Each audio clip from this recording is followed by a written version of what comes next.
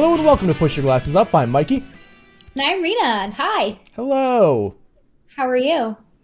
I'm alright.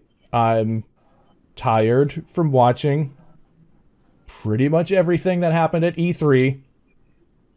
And I'm now I feel like I'm suffering from con crud even though I watched a convention from my house.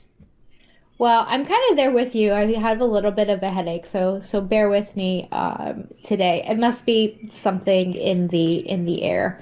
But anything I would care about that came out of E3?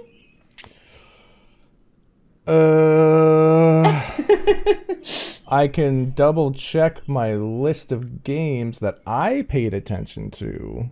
Anything Pokemon related? Oh, no, not at all. Oh, okay, then I'm good. Well, there's games that are probably up your alley, though. I will say we're gonna talk about Loki, but we'll just do this real quick. So my list of games that came out of E3, you are probably gonna be super into a game called We Are OFK, which is about a pop group. And that's all anybody knows. But like, if you look it up, there's a bunch of like, they released a song with like a video that's, I'm assuming, from the game and not just an animation thing. And you will absolutely like that. Okay. There was a Guardians of the Galaxy game announced, but it is like a AAA action game.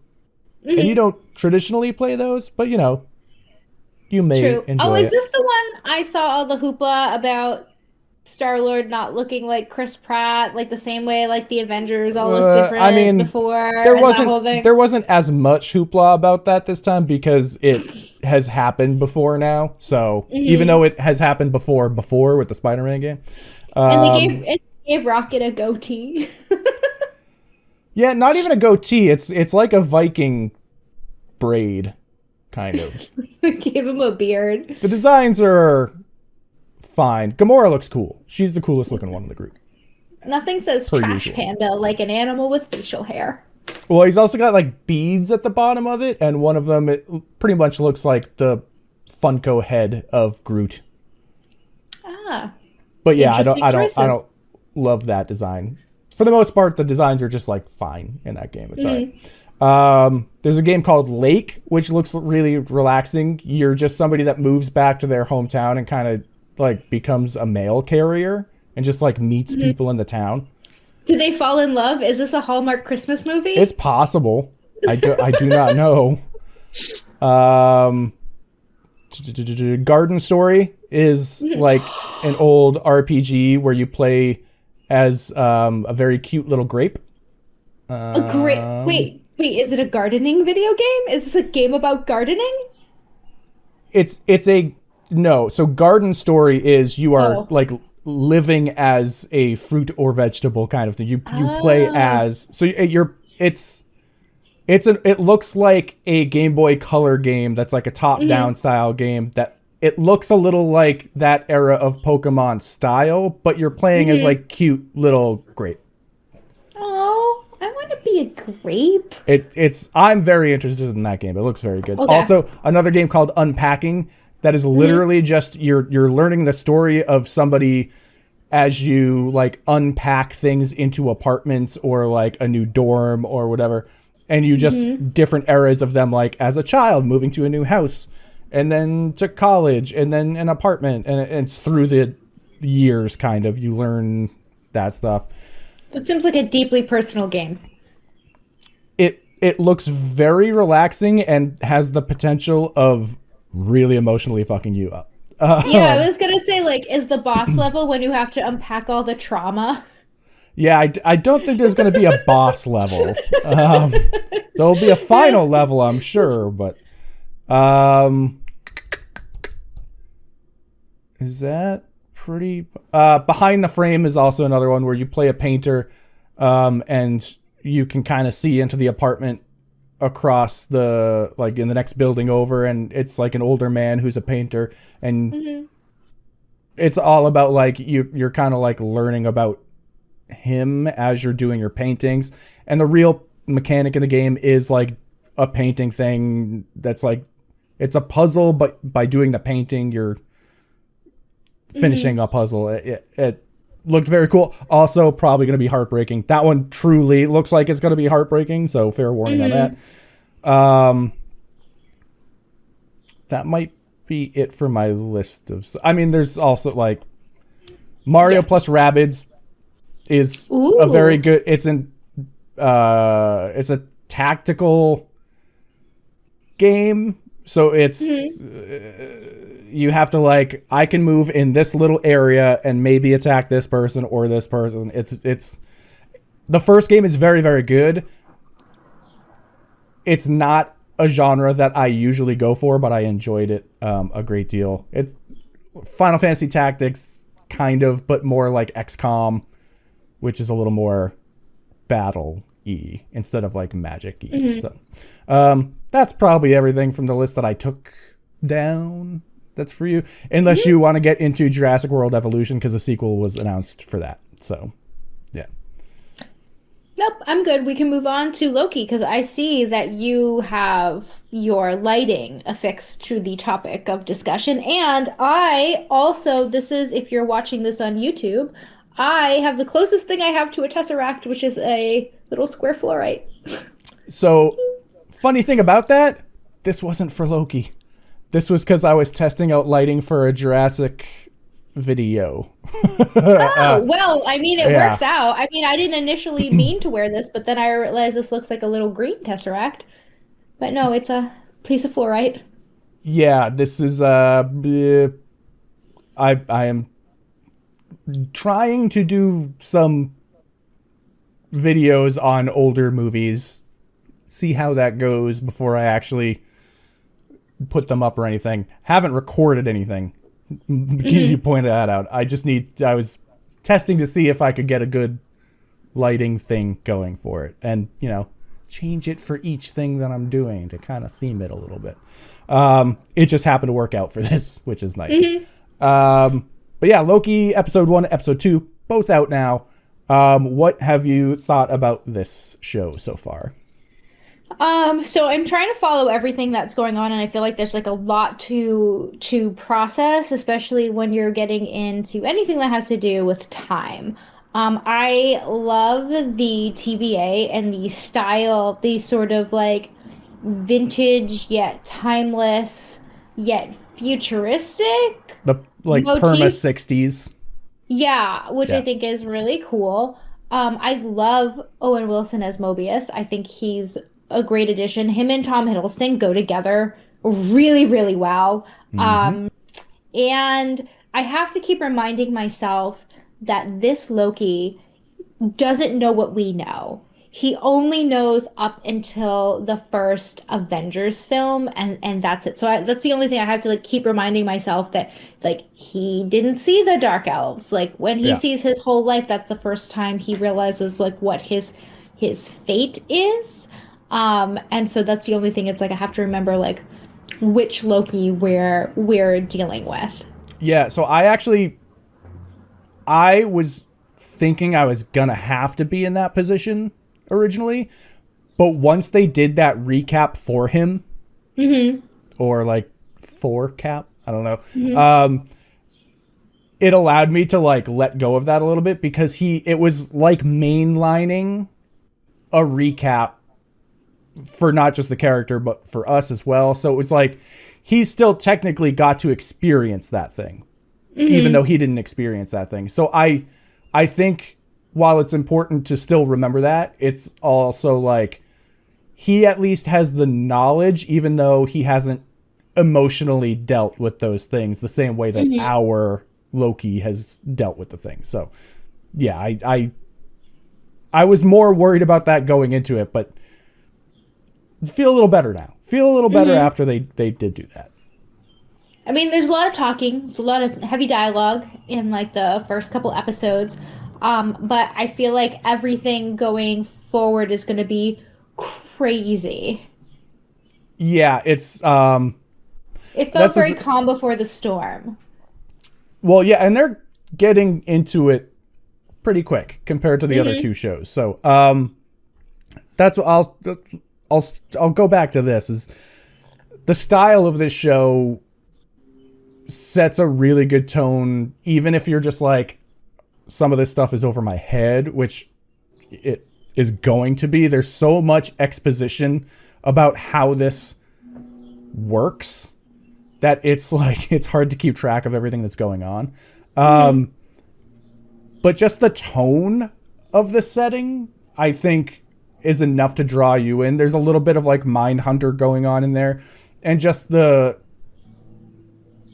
overall like yellowy kind of glaze over everything. There's a weird draw to that where it's like it's an yellow is just used to be unnerving. It's like in horror movies too. Yellow and green, coincidentally, Loki. But it's weirdly welcoming because it's still warm, as opposed to like if it was all green.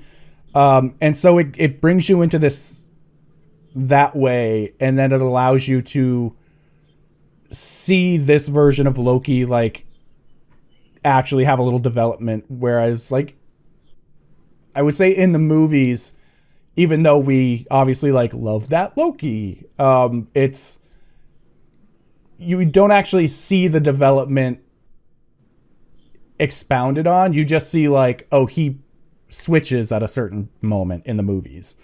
So this is nice where it's like it just allows you to come into the show, and then the character itself is where you're like, okay, I'm seeing him make a movement towards another thing instead of just being like, all right, I love you, brother. I think that's sort of a harder turn. So yeah, I appreciate that a great deal. But yeah, the whole opening sequence where it's like, it's the comedic impounding of him.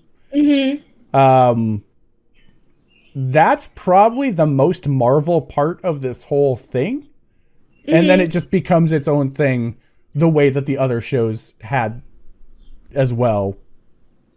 Obviously, WandaVision had its biggest like Marvel moment at the end, but this kind of got it out of the way at the beginning, which I appreciate because then it just became the show. So, yeah. Interesting about the timekeepers and how they rank in terms of importance, which I don't think we really understood until he opens the drawer that's just filled with infinity stones, and that like no one like gives a shit, that they just are there, and they like these things that we have now know are like so powerful, and that like literally the MCU for 11 years was accumulating are just in a desk drawer. Yeah. And they don't matter. They matter, but they don't. They matter, but they don't have power here. So like that's if they were taken out of the TVA, they would then become a problem again. But also there were because there's so many of them. Well, because it's different timelines. I know. So it's which brings up a thing. I wasn't going to bring this up until later, but in the first episode, there is a person in the background that is out of focus, but looks like they're wearing clothes from the 40s or 50s and has brown curlyish hair and looks a lot like Peggy Carter. And this is going to be a little bit of a stretch. I'm not going to say this is an actual theory. This is just a interesting coincidence. In the second episode, there's a reason they zoomed in on that pen, which said Franklin Delano Roosevelt High School. High school? That's a real high school in Brooklyn. And I'm just curious because Cap is from Brooklyn and he went back in time with the Infinity Stones. I'm just wondering if that's the connection or if that's actually like we know that somebody involved with time travel in the Marvel Universe is Kang the Conqueror, and Kang the Conqueror's wife is that judge who hands that pen to Owen Wilson. So The one who is like the liaison for the timekeepers. Renslayer, yeah. Hmm.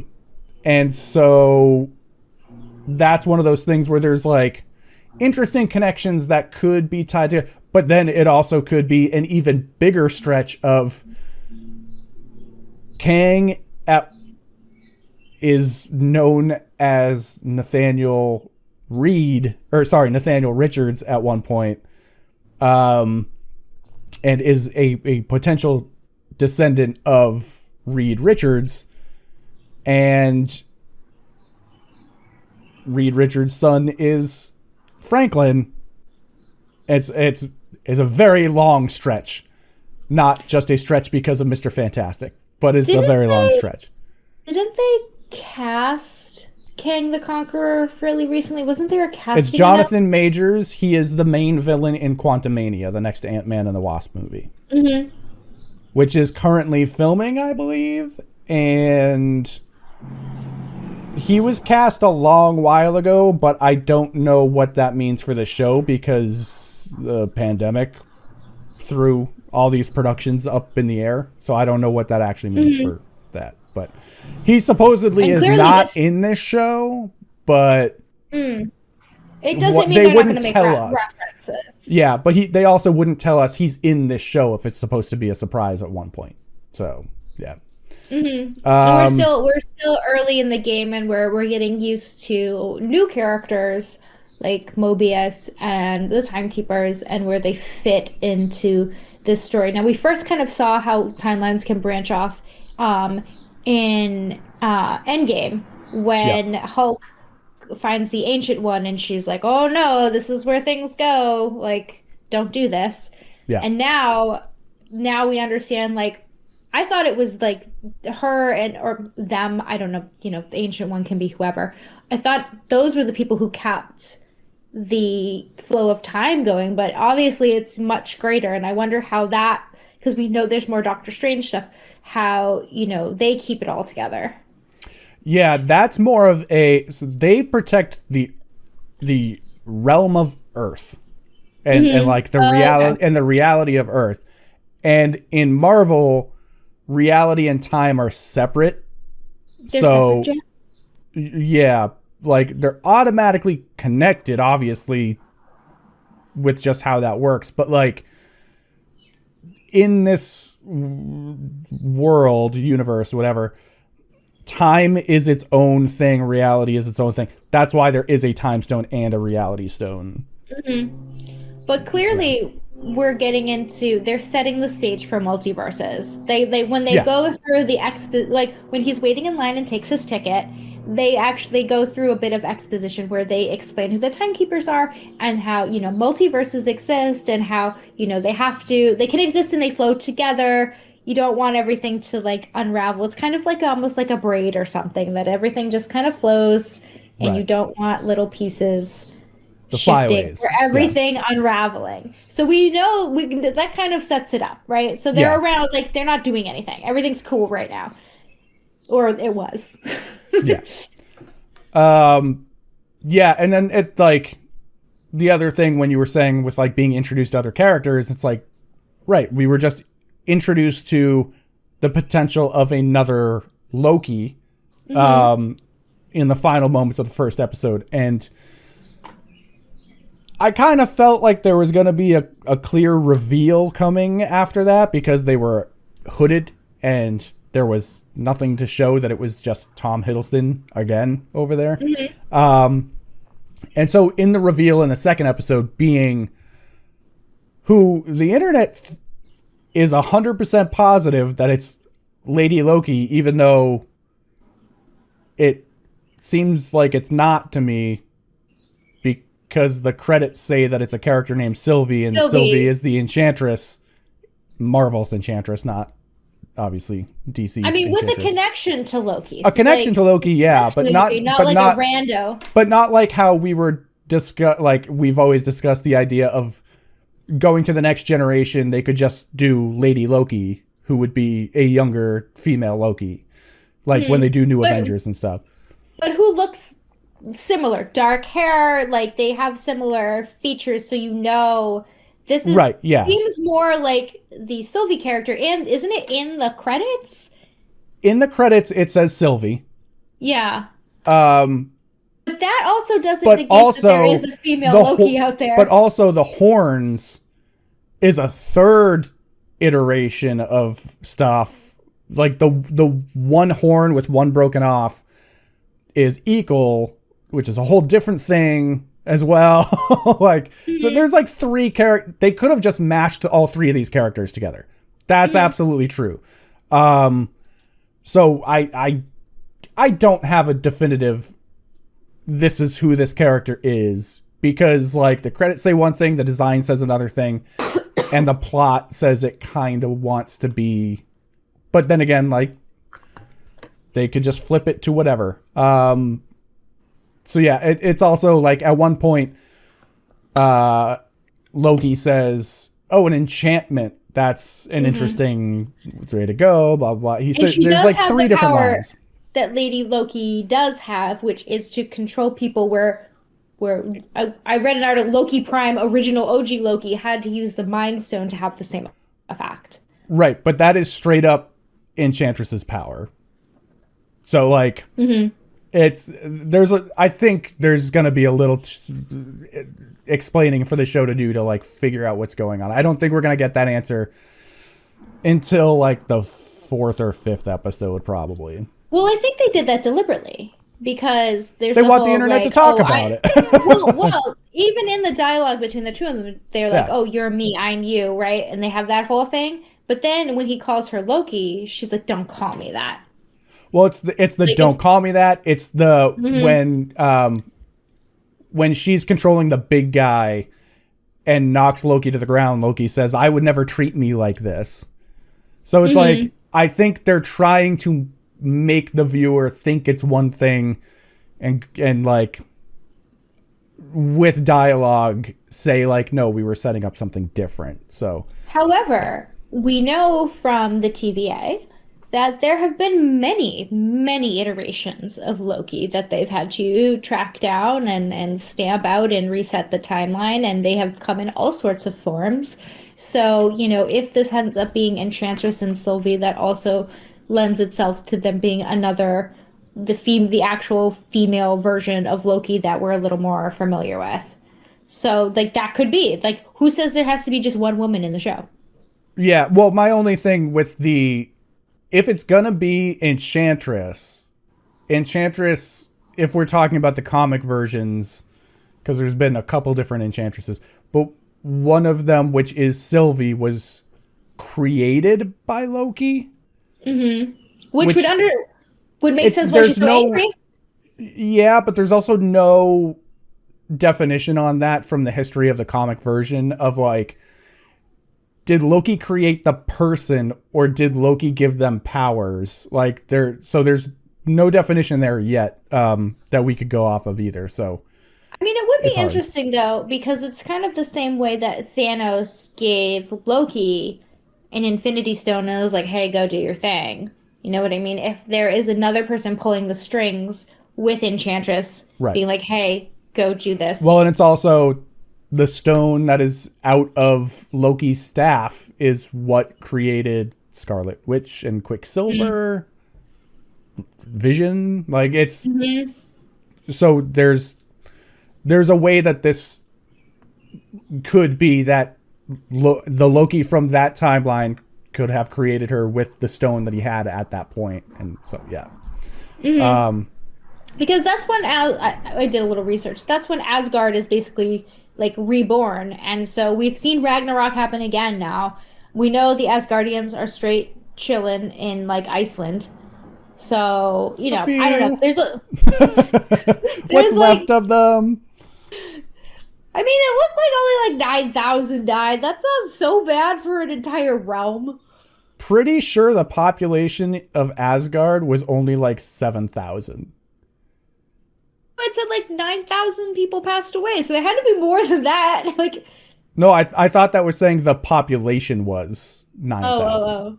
I could be wrong there. I could have seen that wrong. I thought that's what it said the population was total.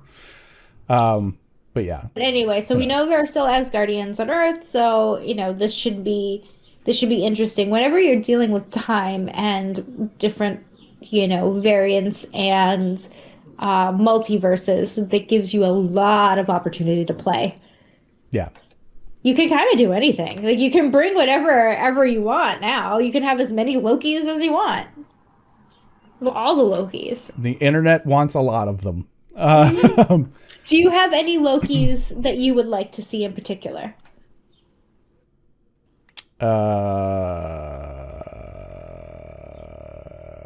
I would spoil a video game that that has a sequel coming out, so I will not actually say what my first instinct answer was to that. But yeah, I would be curious to see what happens because at the end of the second episode is Loki running off. Mm-hmm. So, and the TVA is distracted at this point with the reset bombs in pretty much every variant timeline now. So they had to all leave the TVA, all those agents, and it's empty. So I am curious what's going to happen with that, but I'm also curious with like Loki and this new character are going to the TVA. I don't know if they're going directly there, but if they go directly there, are they going to put a lockdown on the doors so that Owen Wilson and Mobius, if he is able to come back from the timeline he's in, because he only has a certain amount of time to get out of that time before he's stuck there. So, or not stuck there, but like changes that timeline forever. So that's where I'm. Well, he can't curious change where that. things will go. He can't change that timeline forever because remember, there's no variance because that whole thing is going to get wiped out. It's an apocalyptic event. Well, it's an apocalyptic event, you're right? But like, just he could get stuck there, but he's not going to alter that course. But that's where I'm curious about. Like, is the distraction just a distraction, or was it an attempt to wipe out anything that has to chase after those bombs? Mm-hmm. So that's where I'm like very curious to see what happens and don't really have a good idea of where they're taking that, which is good. Well, I'm glad because I want to be surprised. But plus, we don't know where all those things went. Like, we know what they do, but we don't know all the places. The idea is any apocalyptic event. Pretty much. Because that's... Is that where they sent them, though? Well, she was hiding in the apocalyptic events. Mm-hmm. So that was my thought process, is that's where she's sending them, because that was going to be the idea of, like, they're getting wiped out anyway, so I can hide here, so that means I can pull people here to wipe them out. Or, I mean, is she sending them there with the charges, or are they going back and resetting the resets? Technical difficulties. My camera overheated and it shut off. So we're gonna get through the rest of this quick so it doesn't happen again. But what did you want to talk about next? The soundtrack, because how amazing was to hear Bonnie Tyler's like holding out for a hero and see a battle seed. It's like everyone took the note from like the Rise of Skywalker, that is an excellent song to fight to. And I love how they incorporated it. If you had the last week of paying attention to pop culture that I had, you'd be pretty annoyed by it. Because it's in the Guardians of the Galaxy game trailer. It is in the trailer for the new He-Man show that Kevin Smith is making on Netflix. And all of that came out in the last 7 days. So it was a little, by the time, it would have hit so hard if the other stuff hadn't used it at that point. But just because of that circumstances. So that was okay to me. Yeah, that's totally fine. I just, coming out of the last week of paying attention to stuff, I was like, oh God, any other song? Because I love that song. And I did post to Twitter saying, after seeing it in this show, so for the third time used in the last like week, I posted a picture from the Doritos commercial that used it a few years ago of the kid taking off the robe, and he has a tattoo of himself eating Doritos as like, anytime Bonnie Tyler's holding out for a hero needs to be used, this is what Bonnie Tyler has looked like this week. Yeah, I wish it worked better for me. Circumstances did not allow it, unfortunately. But yeah, it was a good choice. It was a good choice. Well, this is the only thing I have watched so far this week, so it resonated with me. So there was that. But yeah, I'm interested to see where this show goes. Also interesting that apparently this takes place in the Marriott in Atlanta, is where the TVA is located. So if you which is also where PYGU is? Yeah, but it's also in Spider-Man Homecoming. So it's a little jarring to see the exact same shot used in two different ways. Because it's where Michael Keaton like comes down really quickly from the tower, and he comes down towards the camera looking up and stuff. So it's a little jarring to like have to disassociate the exact same. Like it could be the same exact shot for all intents and purposes, but it's I mean, it could be. I mean, it's easily explained away as that they modeled it after real places when they were building the TVA. It is a culmination of many different elements. Sure. I think that they're just filming in Atlanta and just keep reusing it, but that's fine. Yeah. But yeah, did you have anything else about these couple of episodes that really kind of stuck out for you? Were there any Easter eggs I missed? Have we covered them all? I'm sure there's a lot. I wasn't really paying attention to those just because there's so much being like dialogue-wise discussed in this. There's a lot of exposition and setup. So I didn't really pay too close attention to stuff. I'm sure there's a metric buttload of them. But yeah, I couldn't be concerned with it too much because the first episode I watched like as it aired, and then the second episode I watched when I was exhausted after 5.5 days of video game stuff. So I tried my best to focus just on the important stuff. The next episode, I'll get some feedback. I've been watching it with my roommate, who is not a big comic book fan or anything, but he's really into sci-fi and that kind of stuff. So I'd love to hear a like non-Marvel fan's perspective. So we'll see what Jonathan thinks as well. Yeah, because that's the thing is, I think other than the ties to like Loki's past, I there's not a lot of like Marvel that you have to worry about.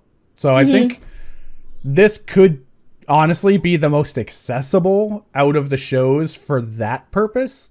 Because people who just like HBO crime dramas, your True Detectives, and like Mindhunter specifically I mentioned earlier, and yeah, which he was watching. He did watch all of Mindhunter. It does have True Detective vibes. You're absolutely right. I like couldn't put my finger on it. I think that's mostly in the color grading on the show for me. It's the color grading, but I also think like they're dynamic.